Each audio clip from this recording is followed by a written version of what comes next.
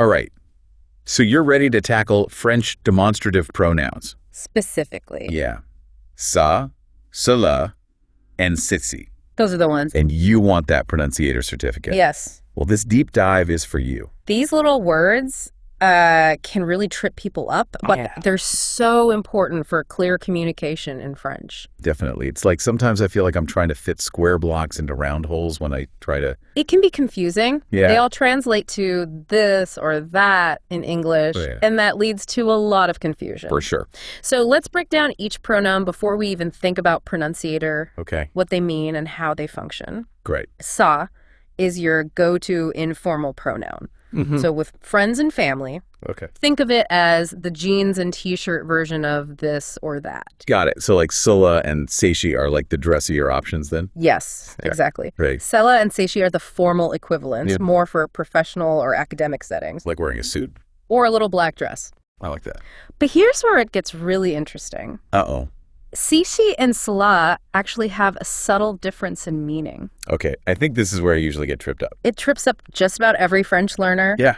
Ceci points to something close. Okay. Like think of holding up your phone and saying ceci mon téléphone. Okay. Cela, on the other hand, refers to something farther away. Like that bakery across the street. Ceci est délicieux. So to impress my French tutor, I would say like ceci est un stylo. If you were holding your pen. Right. And cela est la tour Eiffel. And point to like a picture of the Eiffel Tower. Exactly. Okay. I think I'm getting it. It's all about visualizing the space between you and what you are referring to. This is making more sense already. Good. I'm glad. But French grammar loves to throw curveballs, right? Oh, it does. So are there any like specific situations where ça is like the only grammatically correct option? Yes, absolutely. Oh. Let's think about the phrase ça va. Okay. It means how are you? Or it's dull.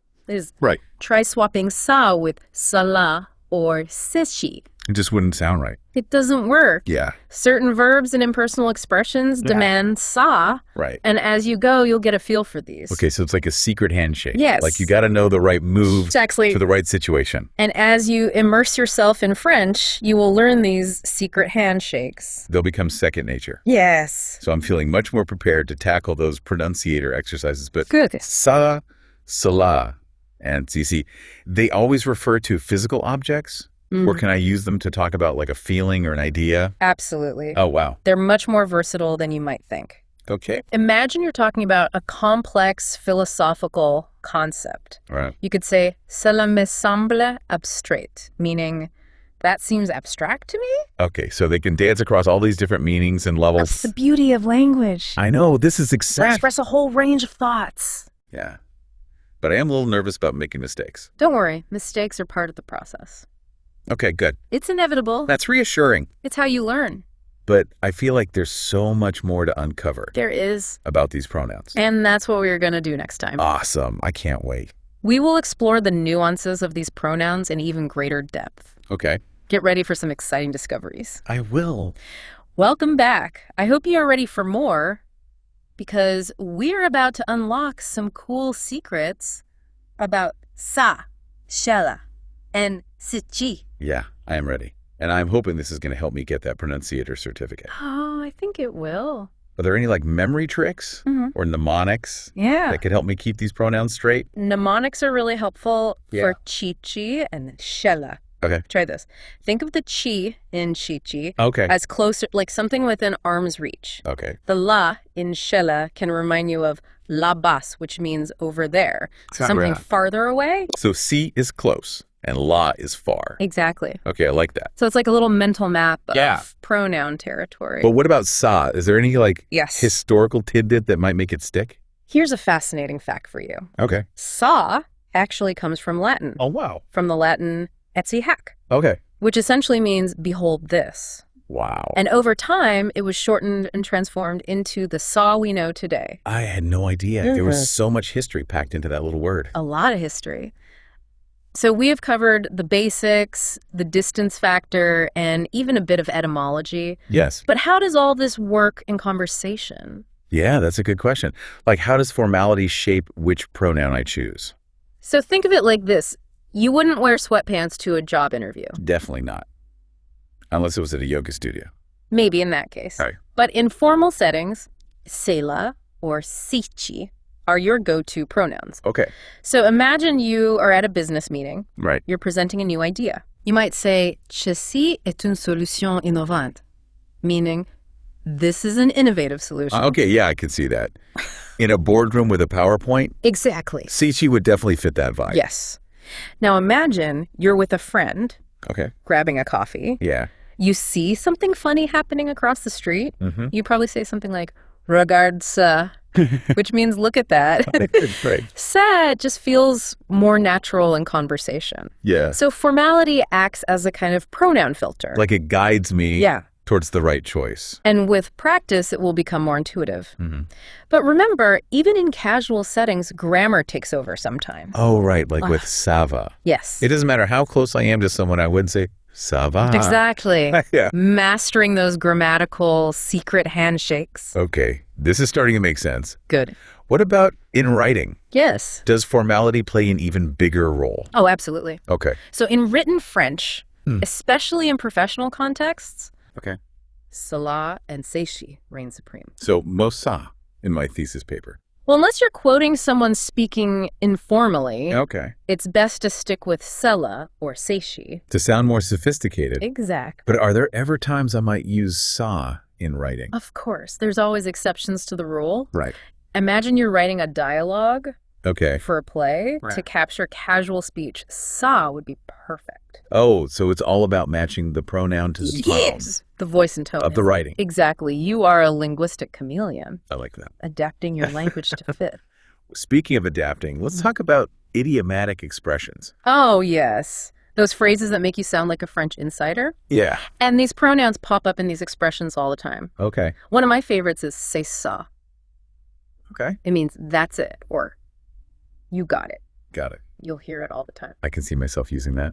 And then there is comme ci, comme ça, which translates literally to like this, like that, Yeah. but actually means so-so. Yeah. Or, okay, Like, exactly. Right. And these are just a few examples. Right. French is full of idiomatic expressions that use these pronouns. yeah, it's really. To add color and nuance to the language. So I'm starting to see these pronouns everywhere, but Yes. can they actually change the tone of a sentence? Yes. Like make it more polite or more abrupt? Yes. Even subtle pronoun choices.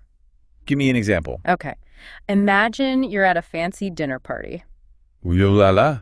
You need to ask someone to pass the salt. Okay. You might say, pourriez-vous me passer cela s'il vous plaît? Okay. Using the formal cela and vous to be polite. It's like choosing the right silverware Yes. for each course. That's a great analogy. Got to use the formal utensils. Now, if you were at dinner with your family, Okay. you might say, passe-moi ça s'il te plaît. Right. Using ça and tu Yeah. because it's more relaxed. It's amazing how much thought goes into every word in French. It is. Like it's this dance between grammar formality and meaning. That's what makes language so fascinating. You know? It reflects so much about us. Yeah. This deep dive is blowing my mind. Uh-huh. But I'm still a little nervous about actually using these pronouns I understand. in real life. The only way to master a language is to dive in and speak, Oh, even if you make mistakes along the way. you've convinced me. I'm ready to embrace the challenge Good. and put my knowledge to the test. Bring on the pronunciator exercises. I am ready. All right. Welcome back to the final part of our ça, cela, and ceci deep dive. I hope you're feeling confident. I am feeling ready to tackle those pronunciator exercises. I think you will ace that certification. But before I do, Yes.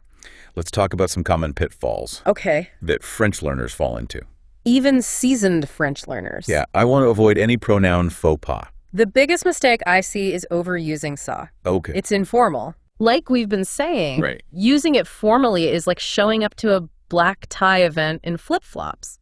It just wouldn't be right. No, it wouldn't. So what other traps should I watch out for? Forgetting that distance matters Okay. when choosing between ceci and cela. Right, like close and far. Yes, exactly. Think back to that mental map. Okay. Ceci for close, Uh-huh. la for farther away. Okay. It's so simple, but people Yeah. forget it all the time. Yeah, it's amazing how much nuance there is packed into these little pronouns. It is. And as you continue to learn French, you'll start to notice these subtleties. Okay. Pay attention to how native speakers use these in different contexts. Like where? Films, music, podcasts, Oh, yeah? even just overhearing conversations. Like that? At a cafe. Turning the world into my French classroom. Exactly. Yeah. Speaking of opportunities, Yes. let's talk about Pronunciator's library module. Okay. Have you had a chance to look at it yet? I have? I've been kind of peeking, but Yeah. I wanted to make sure I had a solid grasp Yes. on the fundamentals. This deep dive has prepared you. It has. The key is to approach the exercises like a detective, Okay. analyze each sentence, and apply the rules. Mhm. And remember, Pronunciator gives you instant feedback, Well, that's good. so you learn as you go. I'm feeling much more confident now. You should be. I'm actually excited to test my knowledge. You've put in the work. Yeah, this deep dive has been so helpful. It's amazing how much depth there is to French grammar. Even in these simple pronouns, Right. it's just the tip of the iceberg. Exactly. So as we wrap up Yes. this journey through ça, cela, and ceci, Yes. what final words of wisdom do you have? Embrace the challenge. Okay. Celebrate the journey and never stop exploring.